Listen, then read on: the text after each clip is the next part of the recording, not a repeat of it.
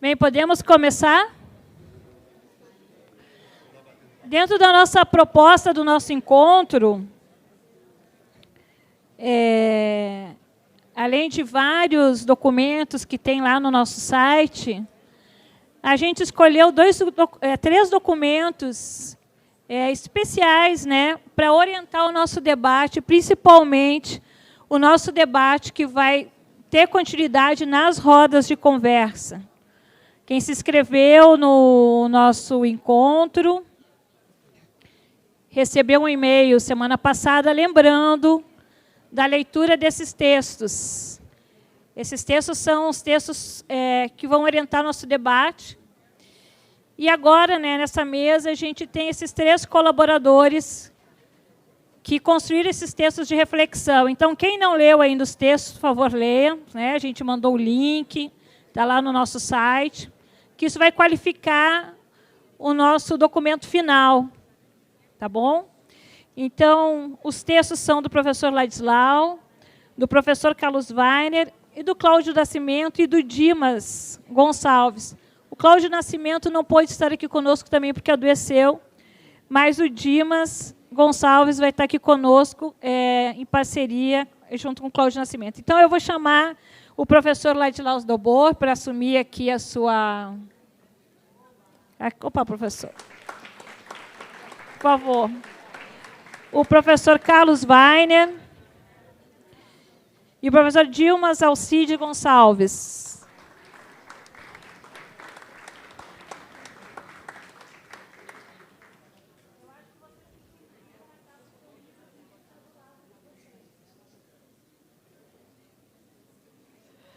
Bom, professor Ladislau Dobor, nascido na França, é economista graduado em Economia Política na Universidade de Lausanne, na Suíça. Obteve mestrado e doutorado em Ciência Econômica na Escola de Economia de Varsóvia. Foi professor de Finanças Públicas na Universidade de Coimbra. Foi coordenador técnico do Ministério de Planejamento em Guiné-Bissau, em 1977. Foi consultor de diversas agências das Nações Unidas, como Nicarágua, Costa Rica, África do Sul, Equador, dentre outros. No Brasil, foi consultor de governos e municípios, além de várias organizações do Sistema S. Hoje é professor titular de pós-graduação da Pontifícia Universidade Católica de São Paulo, PUC, São Paulo. É autor dos livros, mais de 40 livros. Diz ele que são 100 livros. Dentre eles, O Pão Nosso de Cada Dia, de 2015, O que é o Poder Local, e A Era do Capital Improdutivo, de 2017, e colaborador do periódico online Outras Palavras. Carlos Weiner, economista, sociólogo, é doutor em desenvolvimento econômico e social, professor de planejamento urbano e regional, a IPPUR, na Universidade Federal do Rio de Janeiro, coordenou o grupo de trabalho sobre migrações internas e a Associação Brasileira de Estudos Populacionais. Integrou o comitê técnico do plano diretor da Universidade Federal do Rio de Janeiro, de 2020. Lidera o ETERN, Laboratório Estado, Trabalho, Território e Natureza, onde dirige a rede de observatórios de conflitos urbanos e desenvolve projetos de apoio a movimentos de população atingidas por barragens. Integra o GT, Mineração, Meio Ambiente e Direitos Humanos, do Conselho Nacional dos Direitos Humanos e é relator da plataforma DHESCA, Direito Humano, Econômico, Social, Cultural e coautor de Cidades Rebeldes, Passe Livre e as movimentações que tomaram as ruas do Brasil, 2013. Dimas Alcides Gonçalves é economista, professor da PUC Campinas, no Centro de Economia e Administração, coordenador dos cursos de especialização em Gestão Pública e Gestão de Projetos, a PUC de Campinas, mestre em Ciências da Informação e com especializações em Economia do Trabalho e Metodologias para o Ensino Superior. Desde 2000, trabalha com Economia Solidária. Desde 2014, é consultor de projetos de comercialização, gestão e planejamentos estratégicos da ADS, Agência de Desenvolvimento Solidário. É membro da direção do CIRIEC Brasil, Centro Internacional de Pesquisa em Economia Social e Solidária. Gente, eu quero chamar para a mediação dessa mesa a Patrícia Pellatieri, do Diese.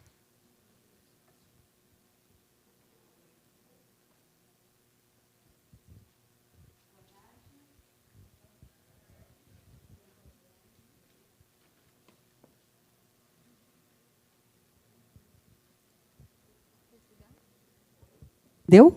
Agora sim. Eu quero iniciar saudando cada um e cada uma deste plenário e aqui deste palco e dizer que o Diese, uma instituição de 65 anos do movimento sindical, foi com muita esperança que se engajou aí na Articulação Brasileira para a Economia de Francisco. E, para mim, particularmente, é com muita alegria e muita emoção que eu estou participando desse encontro, desse painel em especial, porque esse chamamento me reconectou aí com o início com a utopia do início da minha militância, que foi na Pastoral da Terra, no interior de São Paulo. Então, como foi dito aqui no início, foram disponibilizados para esse painel e para as rodas de conversa que acontecerão mais à noite, 3 textos riquíssimos, e nós temos o prazer de estar com os colaboradores, os autores desse texto, aqui neste painel. Então, sem mais delongas, eu vou passar, dado aqui que nós estamos com um pequeno atraso, eu vou combinar aqui, se é possível, ao invés de 20 minutos, 15 minutos, cada um. Pode ser? Vamos tentar? Só tentar. Para ver se a gente pode ainda manter algumas questões no final. Se não for possível, ficamos com os 20 minutos. Tá bom? Então, vou passar aqui. Temos preferência? Podemos começar com o professor Dalbor?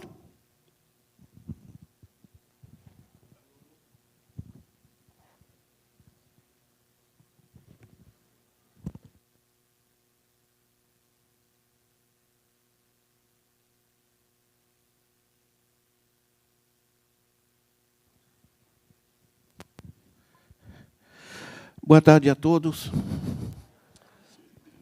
Jornada heróica, olha, a gente passar assim as tardes escutando palestras, discutindo o futuro do país, esse país tem jeito e tem futuro, viu, gente? Deixa eu dizer para vocês que eu acho extremamente importante essa reunião, organizar tanta gente, organizar, enfim... Mas deixa eu dizer também que eu tive na semana passada em Porto Alegre, organizado lá por Tarso Genro, e um conjunto de gente, organizando eventos semelhantes de discussão. Anteontem eu estava em Fortaleza, entende? Outro tipo de discussão, também um monte de gente, e professores universitários e pesquisadores. A base é a seguinte, está todo mundo à procura de caminhos, né?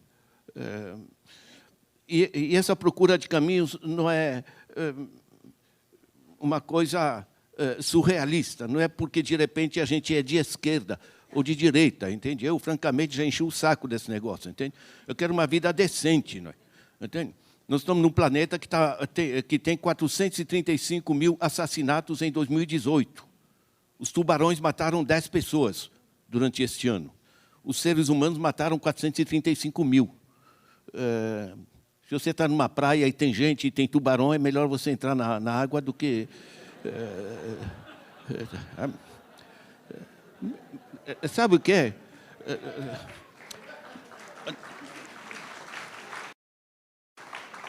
Nós precisamos de um choque de bom senso, certo? Eu, por desgraça, sou economista, entende? Eu digo por desgraça pelo seguinte, porque eu entendo o raio dos mecanismos, eu entendo e eu sei, é aritmética, não é complicado, quanto dinheiro está sendo extorquido das maneiras as mais sem vergonhas, entende? Mais escandalosas, certo? Apresentado de maneira digna, enfim. E a gente fica num sentimento de impotência, né? Isso me levou, ultimamente, a investir no que a gente, com o Instituto Paulo Freire, chamou de pedagogia da economia, que é fundamental. Estava falando com um ex-aluno ali, né, que o currículo de economia não é só para a universidade. Como é que um moleque se ferra com cartão de crédito porque a única coisa que ensinaram para ele na escola, certo, é Dona Carlota Joaquina, Dom João VI e coisas do gênero. E nunca teve uma aula sobre o dinheiro, gente. Certo? Quer dizer, é elementar bom senso. Preparar ele para entrar na vida real, né? Então, grande parte desse surrealismo, digamos, que a gente vive, está ligado a esse fato que a gente não está se apropriando da dimensão dos desafios, né? Deixa eu dizer que o desafio básico é o seguinte, nós somos 7,7 bilhões de habitantes e 80 milhões a mais a cada ano. Quando nasceu meu pai, que não é pré-história, né? Em 1900, meu pai, gente, não é pré-história, tá? Nós éramos 1,5 bilhão, agora somos quase 8 bilhões e 80 milhões a mais. Algumas coisas funcionam, por desgraça, né? Por assim dizer. Gente, tem um americano esperto que diz assim, pensar que a gente possa expandir indefinidamente o consumo no planeta de dimensões limitadas só pode ser pensado por um idiota ou por um economista, né? Certo? Óbvio.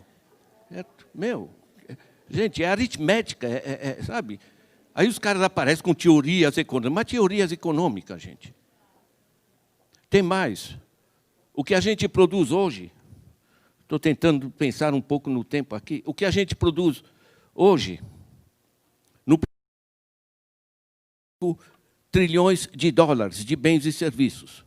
Sabe o que é que dá isso? O que a gente produz hoje dá R$15 mil por mês por família de 4 pessoas. R$15 mil por mês por família de 4 pessoas. Nosso problema não é econômico, gente. Nosso problema é de organização social, de uma indecência radical em como esse negócio está organizado. Eu tenho aqui a revista Forbes, aí, que eu ando propagandeando, né? É importante, né? Aqui vocês vão ver como encontrar carros, jatos e iates. Chegou a hora de escolher o seu, né? Estamos com 850 milhões de pessoas passando fome, gente. De que a gente está falando? Ah, você é de esquerda. Mas que de esquerda? Né? Elementar decência humana, gente. Certo? Você sabe o que é? O Brasil está exatamente na média mundial. Vocês dividem os 6,8 trilhões de reais por 210 milhões de habitantes, dá R$15 mil por mês por família de 4 pessoas.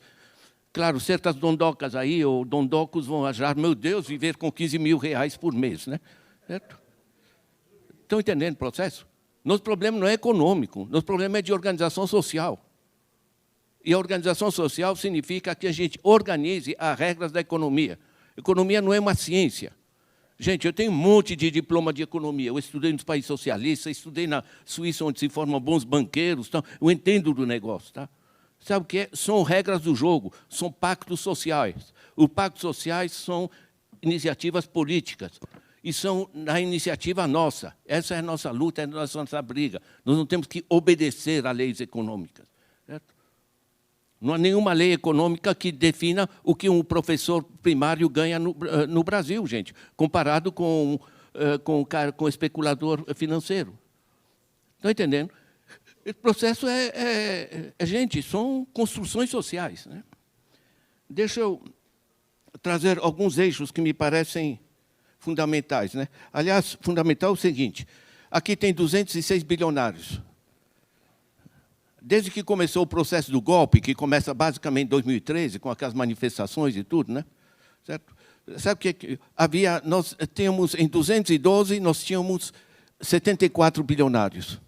Agora, em 2019, temos 206 bilionários. Em 2012, eles tinham 346 bilhões. Hoje, eles têm 1 trilhão 200 bilhões. Produzem alguma coisa? Gente, eu fiquei procurando, peguei a ficha de cada um. Isso os americanos fizeram para a gente, porque no Brasil não se conseguiria. Certo? Mas tem a ficha de cada bilionário. Você tem que procurar a dedo alguém que faça alguma coisa.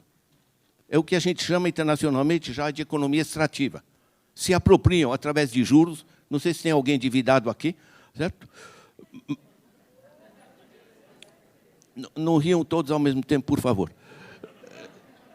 Estão entendendo o processo? Estão extraindo dinheiro, gente.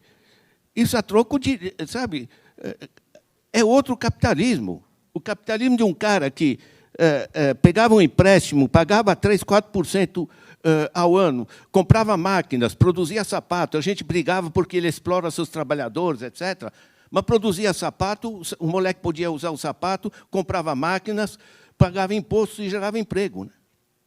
Esse sistema, aqui eu peguei um por um. Holdings, acionista, contribuição acionária, banqueiro. O Joseph Safra, em 12 meses, aumentou a fortuna dele em 19 bilhões. Em 12 meses, 19 bilhões. Ninguém de vocês tem uma ideia de que é 19 bilhões, obviamente. Certo? Não é o nosso problema. Deixa eu dar um exemplo para você. 1 bilhãozinho só, quando você tem 1 bilhão, tá? Você não está muito rico, é só 1 bilhão. Aí você aplica em títulos do governo que paguem 5%. Sabe quanto você está ganhando? 1 bilhão aplicado 5%. Você está ganhando 137 mil ao dia. Dá para viver, né? No dia seguinte, você está aplicando isso, 1 bilhão mais 130 mil. A vida está cara, né? Tem que tirar um dinheiro de lado. Estou entendendo. É o que a gente chama em finanças de efeito bola de neve. Essa fantástica situação que foi apresentada aqui logo no início, né? Quer dizer, de 1% que tem mais do que os 99 seguintes, né? Ou no Brasil, 6 famílias que têm mais do que a metade. Gente, desse dinheiro que é extraído pelo sistema financeiro, apenas 10% voltam. R$1 em cada 10 voltam para a economia. Na realidade, é extraído. E vai, em grande parte, para paraísos fiscais. Quando tem paraísos fiscais, o Brasil tem 520 bilhões de dólares. Isso dá 2 trilhões de reais. 2 trilhões de reais é 1/3 do PIB. Estão entendendo? Esse negócio se tornou um negócio que não funciona, mas estruturalmente. Eu tive recentemente, agora, alguns meses atrás, numa reunião da Europa, que a gente juntou Stanford, Harvard, Cambridge, London School of Economics, enfim, juntaram 23 pessoas, não para fazer palestra, mas para discutir o que está acontecendo. O que está acontecendo é rigorosamente isso. O sistema econômico está servindo gente que não produz. Certo? E para você ter esse aumento de bilionários aqui no Brasil, nesses anos de crise, você paralisa a economia. Quando você paralisa a capacidade de compra das famílias, as empresas não têm para quem vender. Tem um empresário esperto que disse uma coisa evidente. Ele disse, realmente, com a redução dos direitos trabalhistas, está mais barato eu contratar. Mas para que eu vou contratar se eu não tenho para quem vender?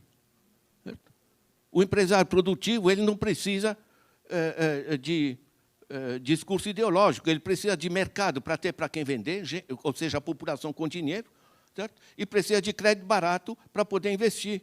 No Brasil, ele não tem nenhum nem outro. Isso aqui virou uma zona. Certo?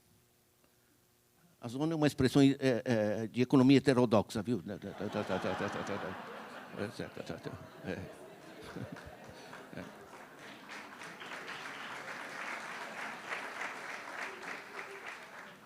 Gente, deixa eu aqui... Aqui eu pedi para colocar meu... Nem apresentação, é só para dizer meu blog, porque isso é ferramenta. Portanto,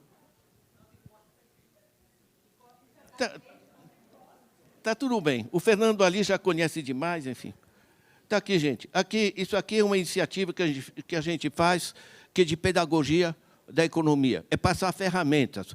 Eu juro para vocês, não precisa ser economista para entender como é que estão ferrando vocês no crédito. Meu. Qualquer um de vocês tem cartão de crédito e sabe como funciona, né? Certo? Quando a gente está ferrado, a gente sabe que está ferrado. Viu? Não precisa entrar na Globo e ele explicar para nós. Né? Não, vocês deveriam ter educados para saber como toma crédito. Como é que você vai ser educado para enfrentar o agiota, meu? Isso aqui é um sistema de agiotagem. Gente, deixa eu dizer o seguinte, eu queria abrir algumas janelas, tá? E rápido, isso não, em 15 minutos a gente não responde tanta coisa. Mas, basicamente, uma coisa essencial, tem que voltar à ética na economia, os valores.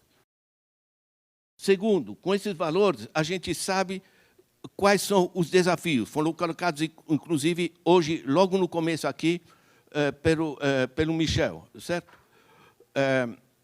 Nós estamos destruindo o planeta para o interesse de uma...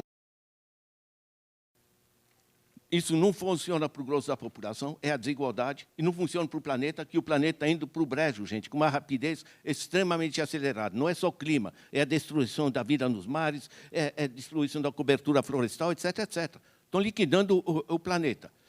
E nós precisamos dos recursos financeiros e tecnológicos para mudar a matriz energética, para parar de destruir o planeta, a matriz de transporte, etc. E nós precisamos mudar a forma de organização da economia para organizar a inclusão econômica e social. A gente tem os recursos. Vocês devem lembrar que a Conferência de Paris decidiu levantar 100 bilhões de dólares ao ano para enfrentar o imenso desafio ambiental. Certo? 100 bilhões. Nos paraísos fiscais, nós temos a cifra mais baixa do Economist, 20 trilhões. Sabe o que é 20 trilhões? É 200 vezes a imensa decisão de Paris que participaram do governo do mundo todo. Meu, nós estamos brincando de quê? Então, na realidade, o desafio nosso é esse triângulo das Bermudas. Nós temos o problema ambiental, temos o problema social e temos que resgatar o controle do dinheiro para que ele sirva justamente... Para isso, a gente tem que pensar outra economia, né? Alguns pontos rapidamente. Primeiro, é ir além do PIB. O PIB é uma cifra completamente ideologizada. Só pensar que as destruições ambientais aumentam o PIB, né? Porque você tem uma... Ele apenas mede a velocidade. Um carro que apenas mede a velocidade, mas não mostra o tanque de gasolina, o combustível, e não te permite ver para onde você está indo, francamente. Certo? Nós temos os trabalhos do Kate Raworth, que está participando dessa reunião do Papa agora, certo? Que é a proposta, e já tem em português, Economia Donut, certo? Uma visão da gente repensar os cálculos. Temos que repensar um cálculo detalhado de quais são os desastres, quais são os objetivos positivos. Né? Nós temos que ensinar a economia além das disciplinas, né? Microeconomia, macroeconomia, finanças. Gente, tem que trabalhar por problemas, certo? O problema ambiental, o problema de inclusão de um bairro, um problema de desenvolvimento regional, porque aí te força a você cruzar a economia com a sociologia, com a educação, com estudo de direito. Eu estudei direito também. Certo? É fantástico, em direito, você faz regras do jogo, só que você não conhece os mecanismos. Né? E a economia estuda os mecanismos e não estuda as regras do jogo. Certo? De que se trata? Certo? Ou seja, nós temos que evoluir, a gente enfrenta e ver que aportes científicos complementam isso nas diversas áreas. Né? Nós temos...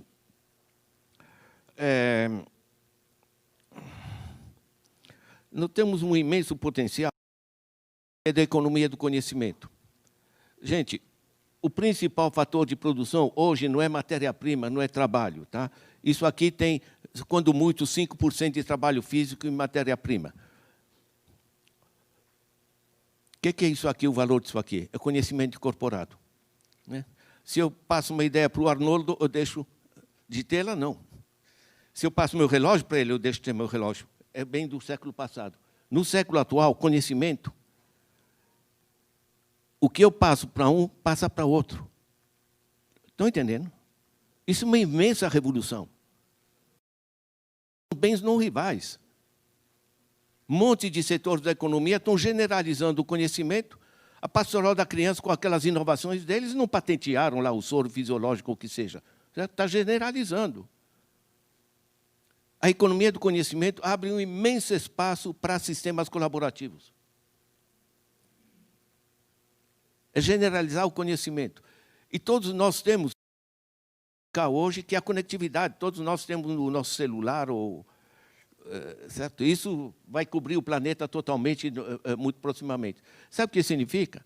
Que qualquer pessoa com seu celular tem acesso a qualquer conhecimento em qualquer parte do planeta. E pode se organizar de maneira colaborativa, não só no bairro, mas por interesses comuns em mais diversos lugares. Isso está se generalizando. O pessoal está escapando. Pega o Quênia. O Quênia, eles montaram um sistema de moeda paralela para não ser extorquido pelos bancos. Não deixa o dinheiro no banco. Fazem as transações por uma moeda local, M-Pesa, que é dinheiro em Swahili, certo? Isso permite, hoje, 38% das transações comerciais no Quênia se fazem através de moeda paralela, certo? É um banco pau, mas aí explodido, né? Tem um valor. Gente, eu estou ultrapassando o tempo, eu deixo sugerir o seguinte. Usem e abusem desse blog. Esse livro vai ajudar vocês. Está online. Não está só nas livrarias. Está online gratuitamente. Está sob forma de vídeos e tem gente aqui que usa esses vídeos para formar gente. Tem gente, grupo de favelas do Rio que usa. Ou seja, qualquer um de nós pode entender de economia. É uma iniciativa que a gente tem com o Instituto Paulo Freire, chama Pedagogia da Economia. Nós temos que realmente aproveitar essa iniciativa do Papa, essa economia de Francesco, não só para mudar o ensino da economia, mas tornar a economia uma ferramenta de compreensão do mundo pela sociedade em geral. Isso aí, gente. Obrigado.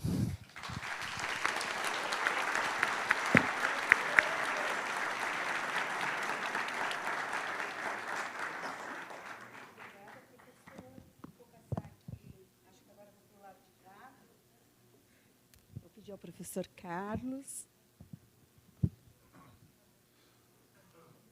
Bota aí. Bom, eu vou ficar em pé porque me incomoda ficar sentado. Bom, queria agradecer, dar boa noite a todas e todos, agradecer o convite. É bastante desafiador pensar um pouco o que poderiam vir a ser alternativas. Bastante desafiador ter a tarefa de ser um dos provocadores de um debate acerca do que poderiam vir a ser as nossas alternativas. Refletindo um pouco sobre como abordar esse tema, resolvi partir de algumas frases do próprio Papa. Próximo, por favor, vou pedir que me ajudem aqui. O Papa diz: tudo está intimamente conectado e a salvaguarda do ambiente não pode ser separada da justiça para com os pobres e da solução dos problemas estruturais da economia mundial. É necessário, portanto, corrigir os modelos de crescimento incapazes de garantir o respeito ao meio ambiente, etc. O Papa aqui usa a expressão modelo. Próximo. No entanto, em outros momentos, o Papa usa a expressão sistema socioeconômico. Está no texto do Papa, do chamado dele, e, na verdade, acho que existe uma profunda diferença entre a noção de modelo e a noção de modelo de sistema socioeconômico. Não quero entrar aqui numa discussão teórica ou conceitual, mas, vendo essa questão, me pareceu que um desafio que nos está se colocando para nós é refletir num quadro, reconheçamos, de profundas derrotas de esquerda, eu ainda penso com essas categorias de esquerda, sou uma pessoa que me coloco no campo da esquerda, do pensamento político, econômico, social, moral, e acho que essas divisões contam ainda.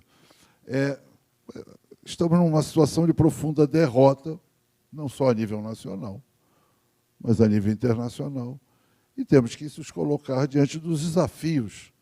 Não pretendo aqui fazer uma análise por que fomos e estamos sendo derrotados, mas de tentar colocar alguns dos desafios se queremos pensar em alternativas. E resolvi, então, adotar a ideia de teses. Então, eu vou apresentar aqui rapidamente, o texto está um pouquinho mais desenvolvido, teses, evidentemente são teses iniciais, a minha expectativa é que outros acrescentem novas teses e a gente vai construindo uma metodologia, os caminhos de reflexão e construção de alternativas. Próximo.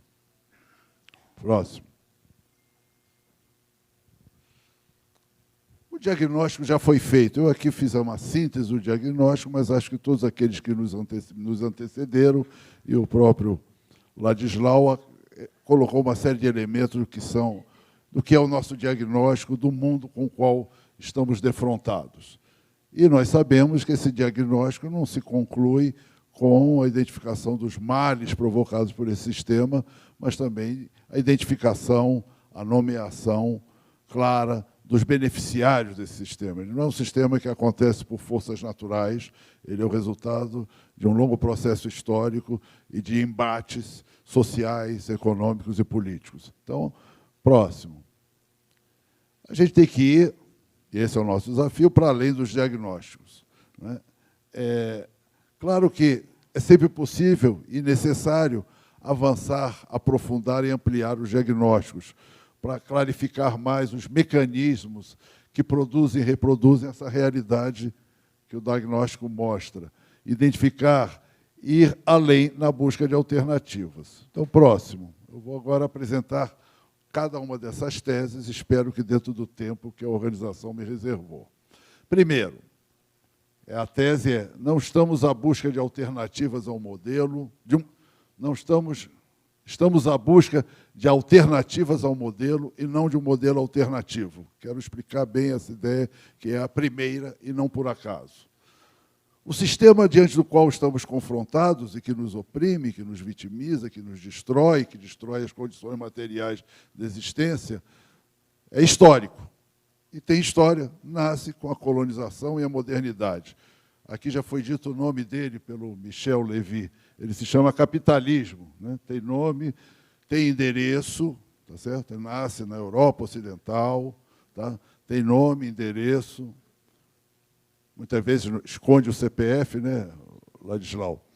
Enfim, inicia-se com a colonização das Américas, a caça e a escravização dos escravos, das populações nativas da África, colocadas no trabalho forçado nas minas e nas plantações, e, ao mesmo tempo, na Europa, onde, digamos assim, é a sua cuna, né, seu nascedouro, grandes massas de camponeses são expropriados para formar as primeiras fileiras do proletariado moderno.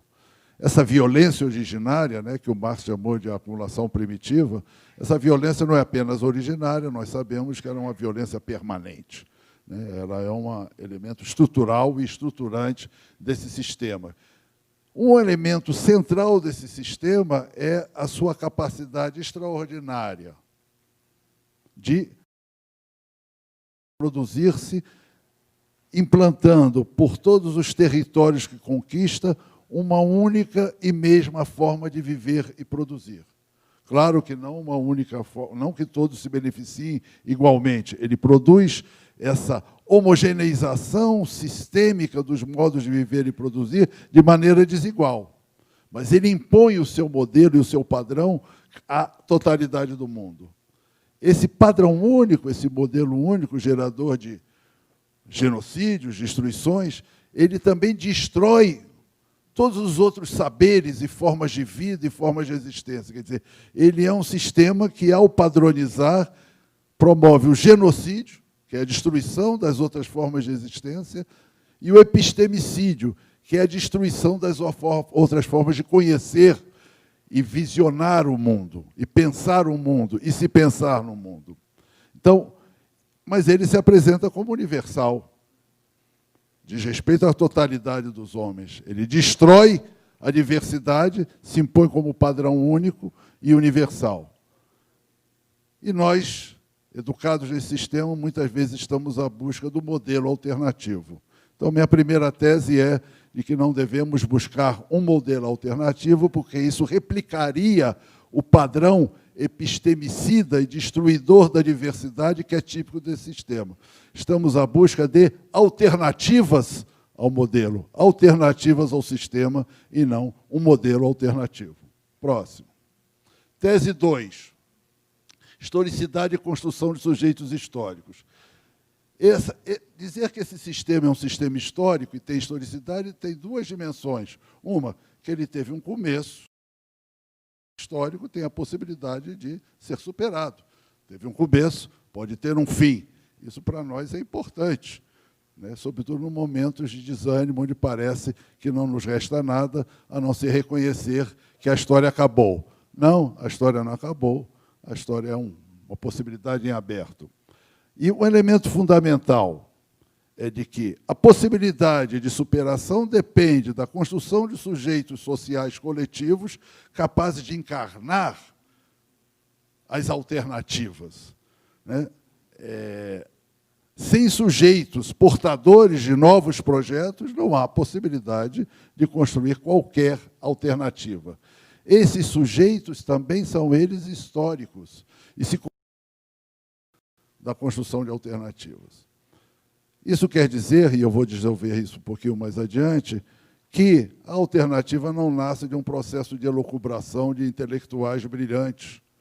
Não que queremos desprezar a contribuição de intelectuais brilhantes, mas ou ela é uma construção coletiva, que tem fundamento justamente naqueles que são os oprimidos, os discriminados, e que se constituem no processo de resistência e de luta, enquanto sujeitos históricos, sujeitos da história, a possibilidade da superação desaparece.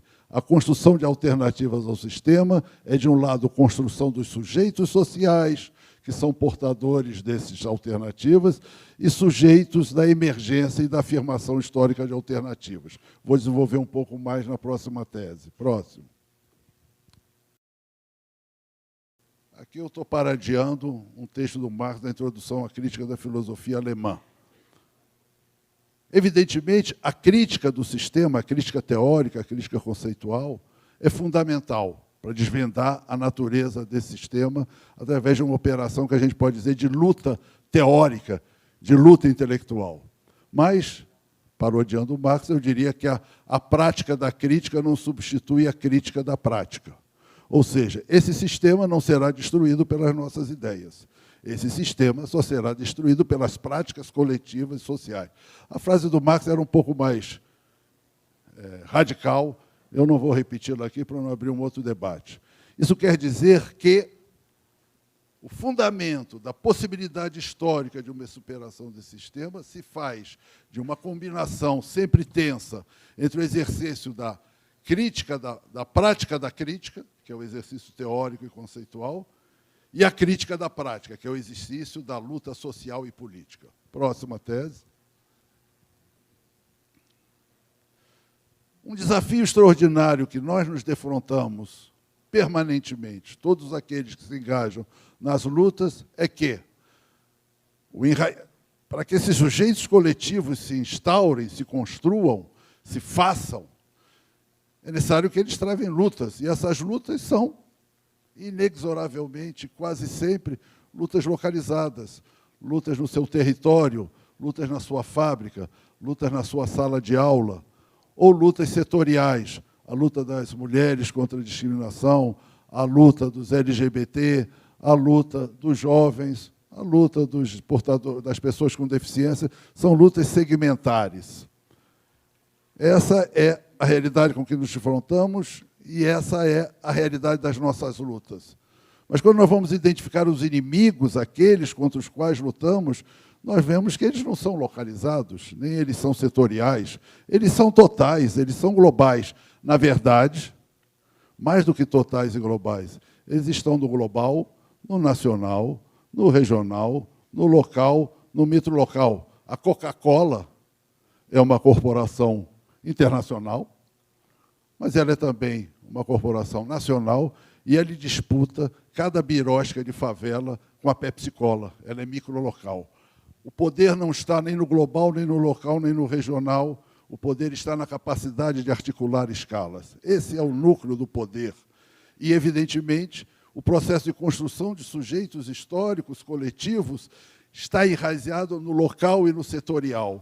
E, se não for capaz de superar isto, não seremos capazes realmente de construir uma força social, histórica, capaz de engendrar e levar adiante alternativas.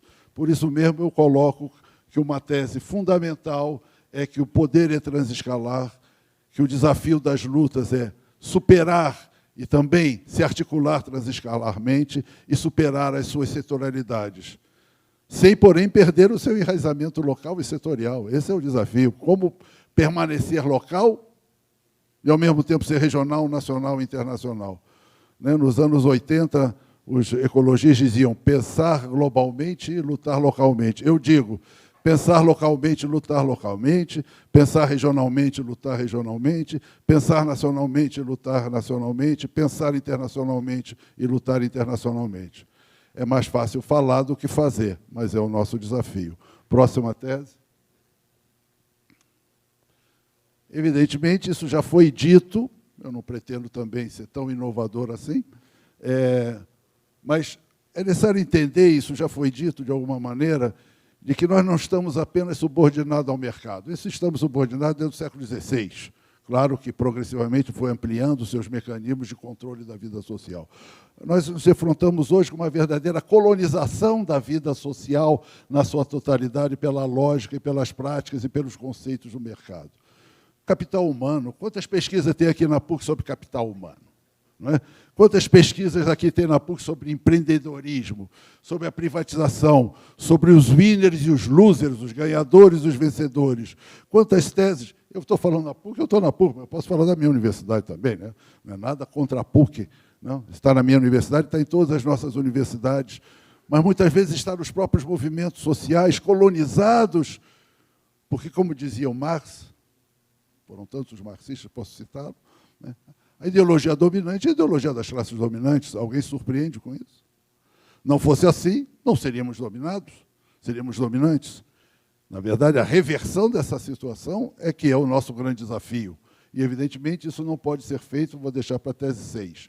Mas, enfim, a questão é de que a privatização do mundo natural, né, está tudo aí, são as falhas de mercado, é necessário superar com o mercado. Né? Então, aí eles estabelecem o mercado, por exemplo, de compra e venda dos direitos de poluir. Né? Ou seja, é isso que chamo de colonização da totalidade da vida social pela lógica de mercado. E colonização que tem uma dimensão fundamental, que é a colonização do nosso imaginário, a colonização dos nossos desejos, a colonização da nossa visão de mundo, a colonização das nossas expectativas de vida. Isso é trágico, mas é um desafio sobre o qual temos que nos colocar e que somente há múltiplas dimensões da luta permitirão avançar. As cidades transformadas em um aglomerado de citadelas. Me chamou a atenção outro dia o debate agora sobre a famosa mudança do serviço público que permitiria reduzir os custos. Vamos combinar. Quem é que depende da escola pública? Quem é que depende da saúde pública? A discussão é uma discussão contábil. Vamos reduzir os custos do serviço público e reduzir os salários dos servidores com a redução da jornada. Quem que paga isso? Mas nós estamos aceitando uma discussão sobre custos. Veja bem, quer dizer, é isso, quer dizer, combater neste terreno é combater num terreno minado onde estamos desde sempre e, a partir de sempre, derrotados.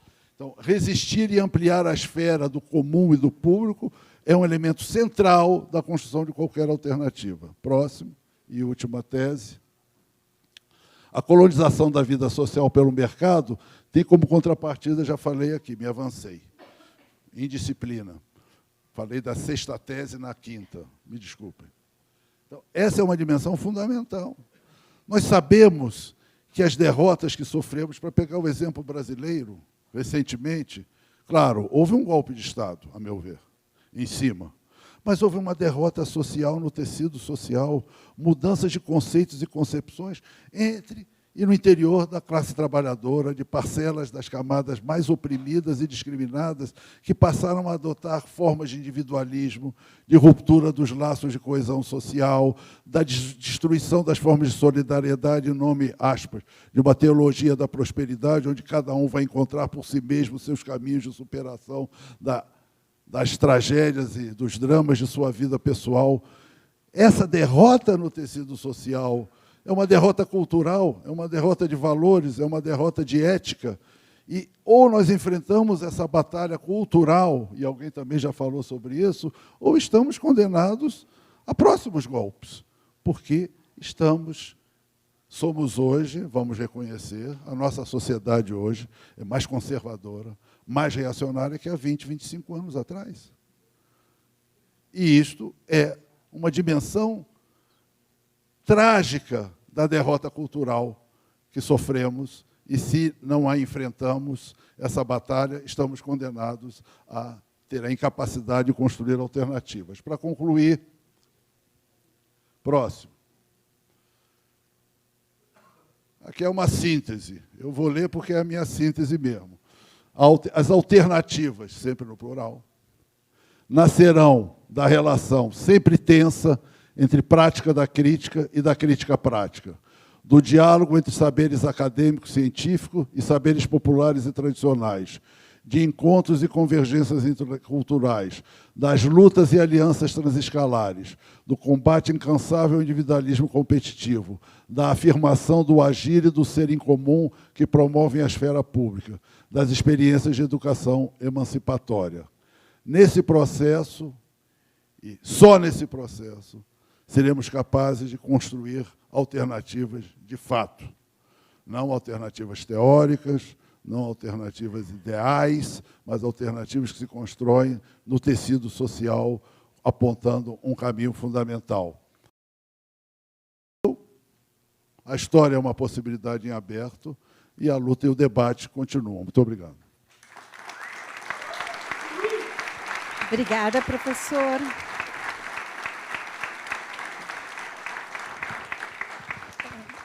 Antes de passar a palavra para o nosso último colaborador, o professor Dimas, eu queria avisar que a caixinha de colaboração está rodando de novo para as pessoas que chegaram agora, e ela deve estar parada em algum canto. Então, eu peço para onde ela estiver parada, continuar rodando aí.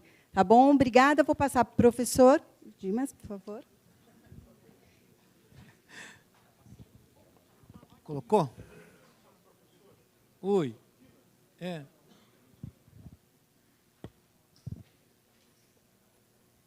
Não está lá?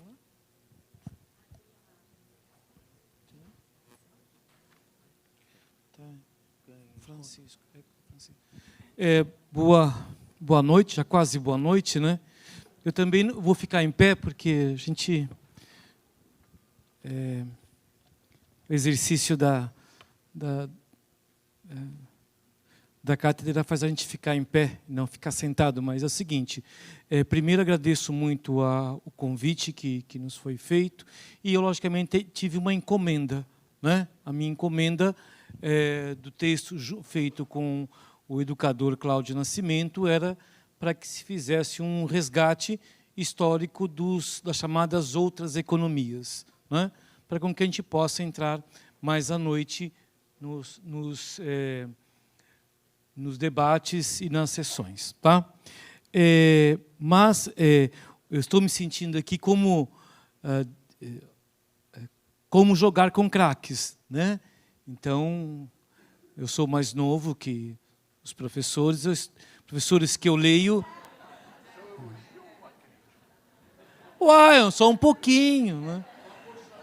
São professores que eu leio, professores que eu escuto, né? Professores que eu os vejo. Então, estar numa mesa com vocês é realmente bastante interessante e agradável, muito honrosa. E muito ainda tentar falar para Marcos Arruda, né? a minha inclinação para a esquerda, né, se deu pelas suas obras. Né? Na fase romântica da década de 80, né, onde já não tinha cabelo, logicamente, né, a minha inclinação se deu muito pelos seus textos, pelas suas reflexões, né, e até hoje uso com os meus alunos a análise de conjuntura que tanto você produziu. Né? Então, falar para você é uma forma de agradecer tudo que você escreveu para a gente. Né? Então, agradeço muito. Eu sou um anônimo, mas eu li seus textos. Né? Como também li a obra do professor, né? Capital Improdutivo, também passo muito para os meus alunos. Mas a ideia do trabalho que eu fiz com o Cláudio talvez é um grande educador popular, né? Nós trabalhamos juntos em vários projetos na área de economia solidária. Né? Então, eu peço... Tá, eu vou... bom, isso aí a gente... tranquilo pensar a primeira, segunda, terceira e quarta revolução. Eu sou fruto da segunda, a minha cabeça foi formada em concepção fordista, cadeia de produção. Eu sou formado na década de 80, né? Então a minha cabeça é fordista. Né? Próximo, por favor. Quando eu entro na década, né? na década de 70, 80, mais 80, eu recebo de graça a terceira revolução. Eu não estava nem entendendo a terceira revolução, e aí, pimba, cai a quarta revolução. Né? Próximo, estou tentando passar um pouco rápido. E aí, historicamente, nós temos agora algumas contradições que... o meu pai dizia assim, né? Meu pai, quando era vivo, dizia o seguinte: olha, estuda, vou falar isso para os meninos, né? Olha, estuda que você vai ser melhor do que eu. Né, em termos de cultura e em termos de renda. Então, meu pai tinha até a 6ª série, mas por detrás da sua falação estava claro que ele pensava a questão da mobilidade, né, da mobilidade demográfica, da mobilidade de renda, né, que era, acredito, uma promessa, um prêmio, né, para nós operários. Meu pai era operário, né? Então, eu aprendi desde criança que, se eu respeitasse o sistema e se eu estudasse, né, eu ia ter emprego, eu ia ter uma renda e eu teria uma vida melhor que o meu pai. Só que, se a gente vai analisar, né, a demanda por força de mão de obra da primeira revolução até a quarta, não fala isso. Né?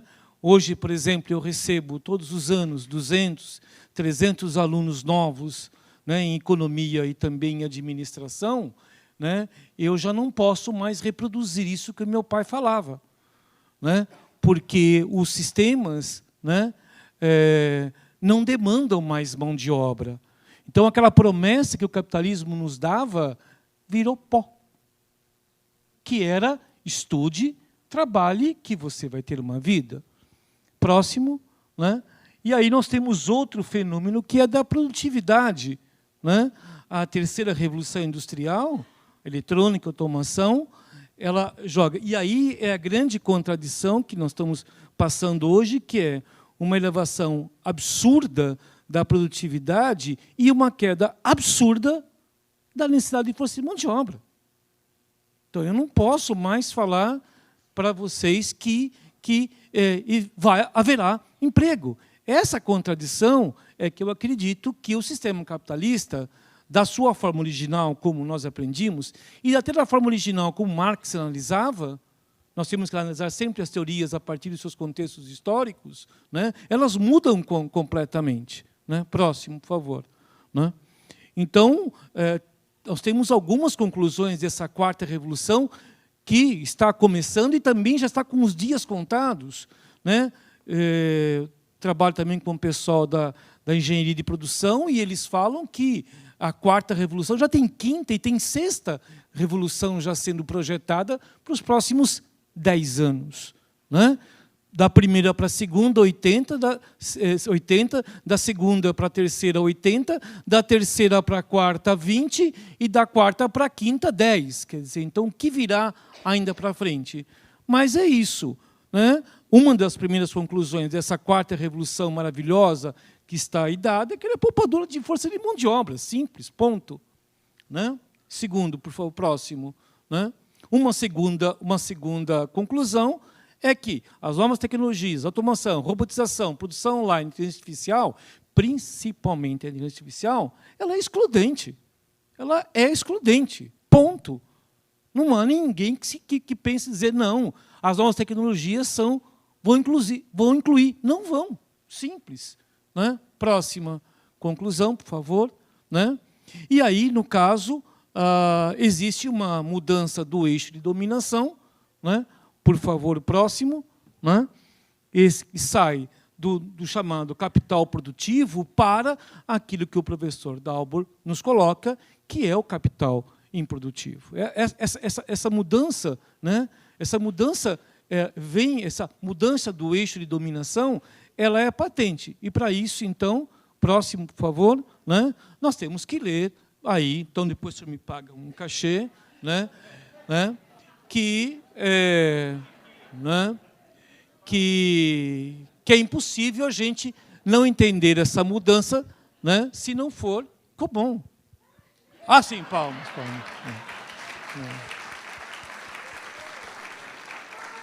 Né? Então, não dá para entender essa contribuição do professor Dalbor, é extremamente importante, né, para entender esse processo, essa mudança do eixo de dominação. Né? Próximo, por favor. Estou tentando acelerar para tal. É lógico, então, que a gente tem, né, esse é o símbolo do touro, que é o símbolo da Wall Street, né, que está colocado, que é o símbolo do capital financeiro, é o símbolo, na minha opinião, do que é esse novo processo de produção, mas nenhum sistema é perfeito, nenhum sistema é coeso.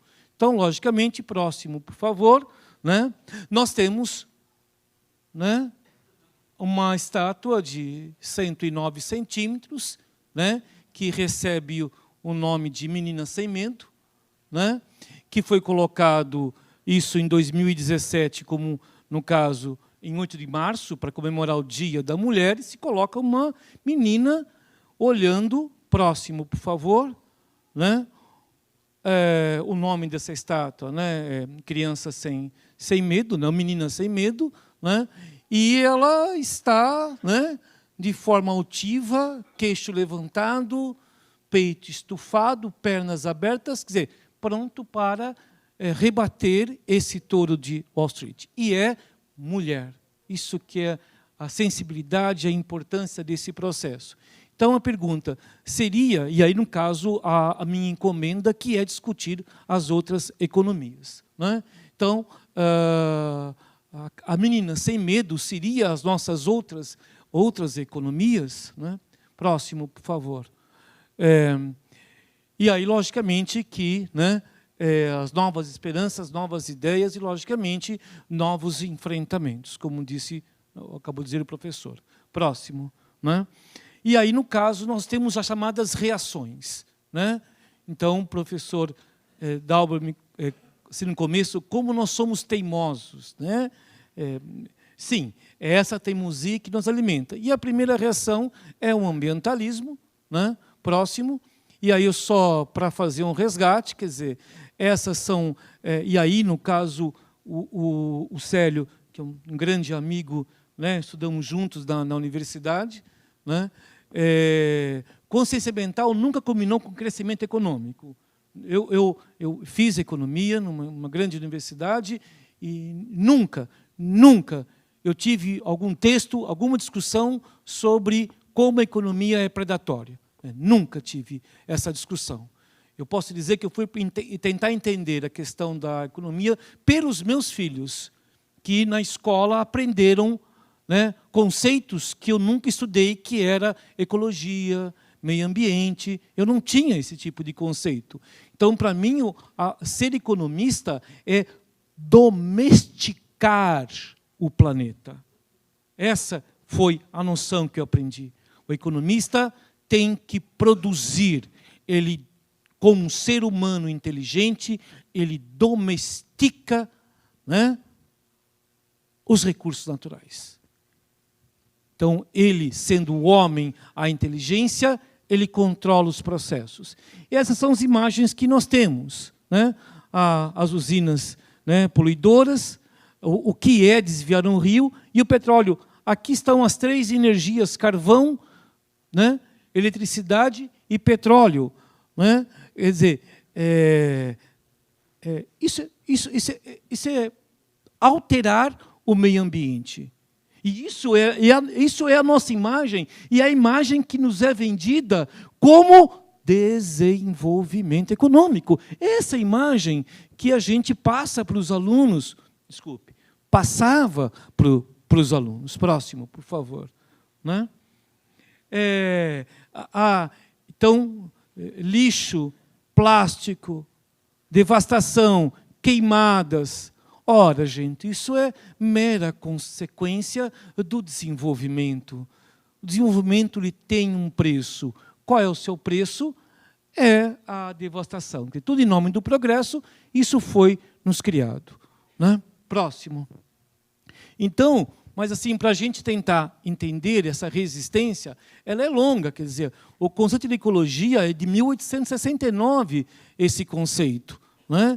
Em 1872, se funda o primeiro parque mundial, que é o Parque de Yellowstone, lá onde tem o Zé Colmeia. Né? Quem lembra dos desenhos de Hanna-Barbera sabe o que eu estou falando. Né? Em 1934, no Brasil, por incrível que pareça, nós temos o primeiro Código Florestal. E em 1939, o primeiro Parque Nacional do Iguaçu. Né? E em 1947, funda-se na Suíça a União Internacional da Conservação. Então, percebam que essa discussão ela existia, mas ela sempre foi ocultada. Próximo, por favor. Tá? Então, aí, no caso, como eu disse a vocês, essa era a minha... Por exemplo, na Primeira Guerra, na Segunda Guerra e na guerra no Vietnã, né, os chamados defensivos agrícolas, agora não é mais agrotóxico, né, o conceito agora é defensivos agrícolas, eram utilizados, né, como arma química. Né, e hoje a gente consome isso. Né?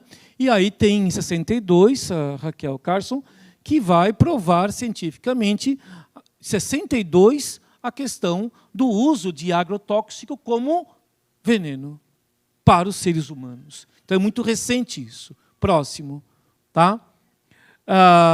Aí nós vamos ter o Clube de Roma, que é simbólico para a gente, que vai discutir, 66, o controle do crescimento populacional, a necessidade, quer dizer, eles vão pensar chamado... É em 72 que o Clube de Roma edita o livro chamado Limites do Crescimento, né? E em 83 você vai ter a entrada do conceito do desenvolvimento sustentável. Né? Próximo. Aí nós temos agora a influência das Nações Unidas entrando, em 92, 97, 2002... 2012, e agora 2015, que nós temos os Objetivos do Desenvolvimento Sustentável, né, que criou a Agenda 2030, são 5 Objetivos do Milênio, e a ODM, que são as 17 metas. Né?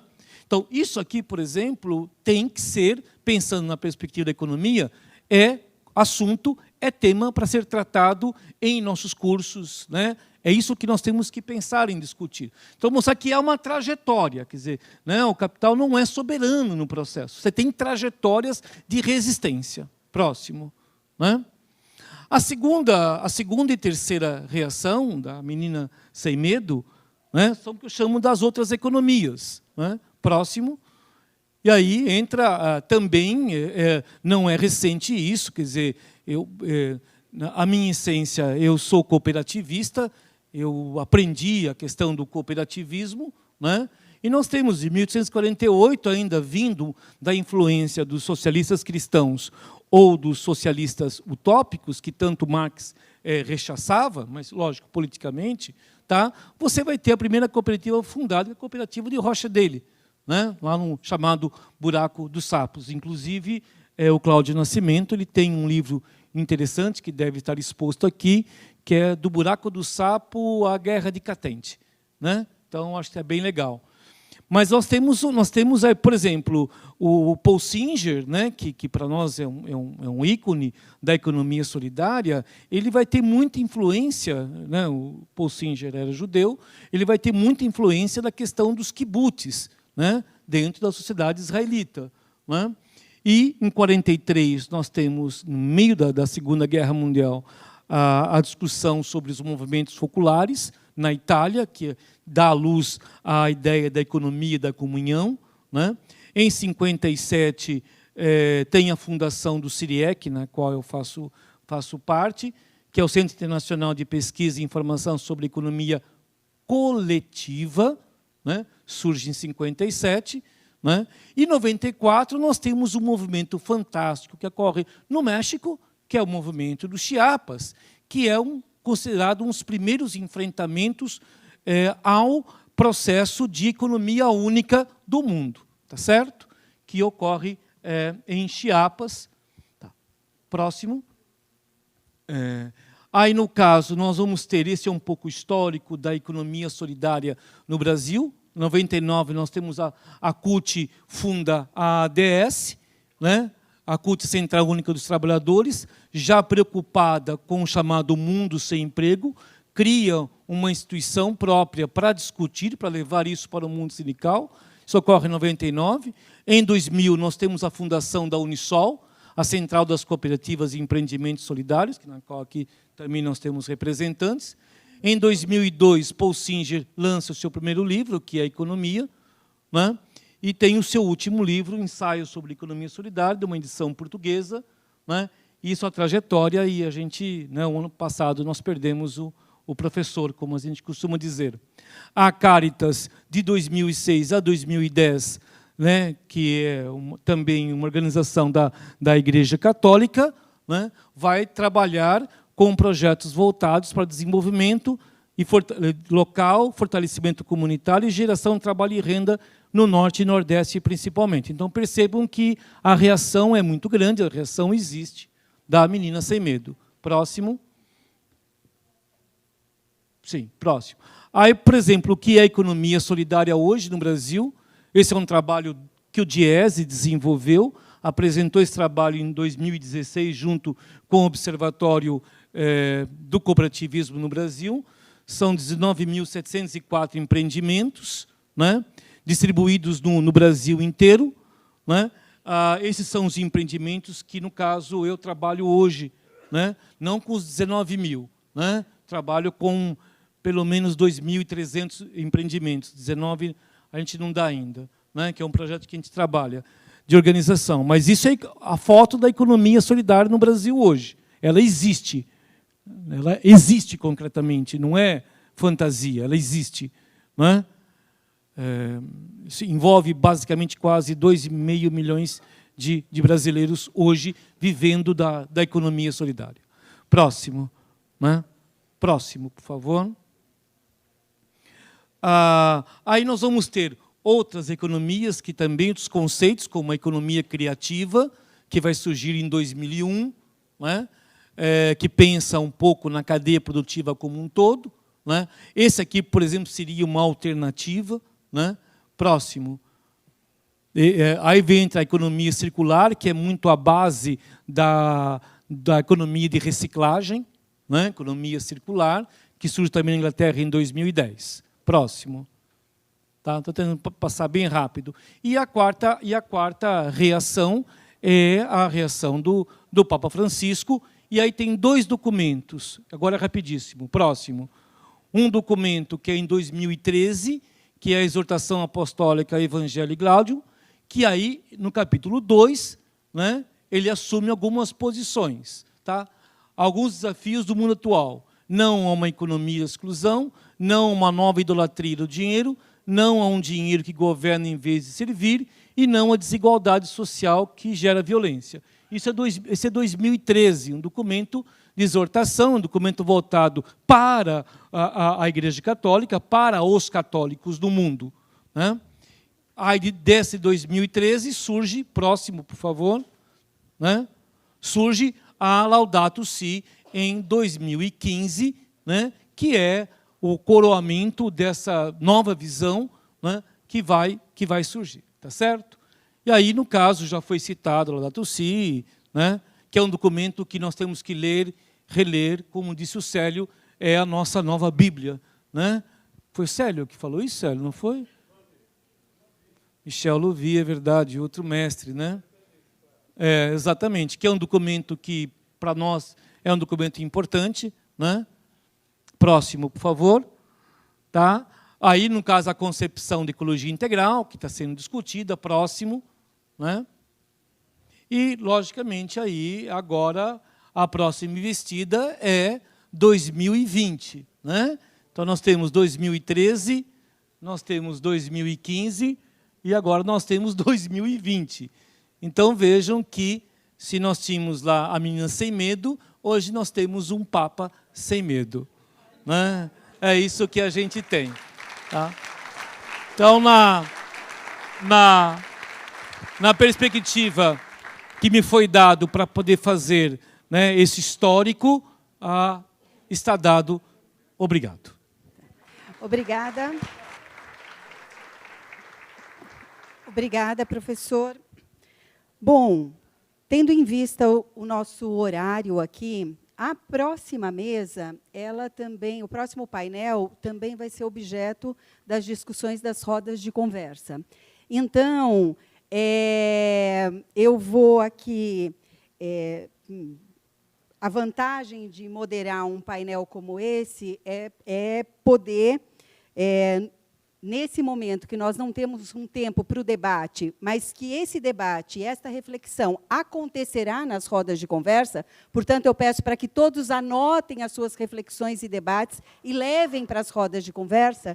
Eu queria aqui ousar, então, destacar alguns pontos das falas aqui e dos textos. Quero lembrar que os 3 textos estão disponíveis no site.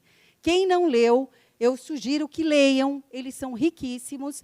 Então, eu vou ousar aqui destacar alguns pontos aí para reflexão, para nossa reflexão nas rodas de conversa. Vou pedir licença aos autores e vou destacar, é claro, aquilo que eu acho que eu julgo que é muito instigante para a nossa reflexão. Um primeiro ponto é a crença, a certeza de que uma outra economia e outros modos de vida são possíveis. Uma economia mais humana, mais inclusiva. Uma economia a serviço do bem comum. Nós temos um duplo desafio a ser enfrentado: a desigualdade e a destruição do planeta, ambos acontecendo em processo acelerado. Nós conhecemos os responsáveis por esta situação: as grandes corporações industriais e financeiras, as elites nacionais e internacionais, 1% do mundo. Temos grande conhecimento de informações sobre cada um dos problemas do planeta e temos tecnologias que permitem enfrentá-los. A alternativa ao modelo atual, concentrador e destruidor de riquezas, não é um único modelo alternativo, e sim o reconhecimento e valorização de todas as experiências que operem com valores como solidariedade, responsabilidade ambiental, direito à felicidade. Existem inúmeras experiências de práticas que substituem a competição e o individualismo pela colaboração. Economia solidária, economia agroecológica, economia da comunhão, economia criativa, economia circular e suas diversas realidades e atividades econômicas. As experiências são sempre locais e setoriais, enquanto as forças econômicas e políticas tradicionais operam em escala regional, nacional e internacional.